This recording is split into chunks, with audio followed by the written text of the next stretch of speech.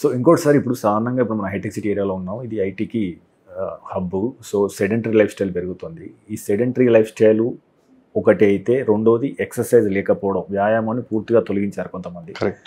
So ఇది ఏ రకంగా మానవ జీవితాన్ని, మానవ ఆరోగ్యాన్ని ప్రభావితం చేస్తుంది? ప్రధానంగా నేను క్యాన్సర్ గురించి మాట్లాడతాను. Sedentary lifestyle, obesity is a big risk factor for cancers, many cancers, including breast cancer, uterine cancer, name many other, colon cancer కానివ్వండి, బ్లాడర్ క్యాన్సర్ కానీ, మల్టిపుల్ క్యాన్సర్స్కి sedentary lifestyle is risk factor. So physical activity at least 120 minutes a week, 4 రోజులు వారానికి 30 minutes a day minimum చేయండి అనేది నా కోరిక. So hitech city ప్రత్యేక ఏరియాలో మరి మేము the reason why we do the Grace cancer run every year at scale 130 దేశాలు ఎందుకు చేస్తున్నామంటే ఇది ఒకే ఒక నినాదం.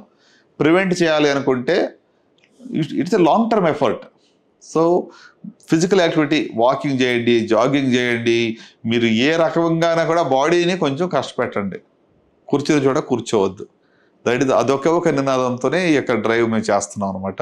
సో డెఫినెట్గా physical activity is again cost effective means of good health. ఖర్చు లేకుండా మంచి ఆరోగ్యం పెట్టుకునేదంటే ఫిజికల్ యాక్టివిటీ ద్వారా.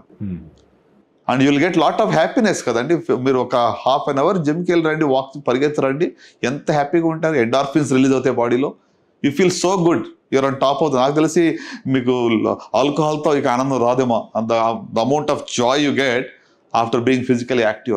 So anduku embrace these good habits, be physically active, have good eating habits, avoid these the tobacco consumption. Ivanni kuda manaku konni simplest measures you take, you have a great health. That's what I want to leave with.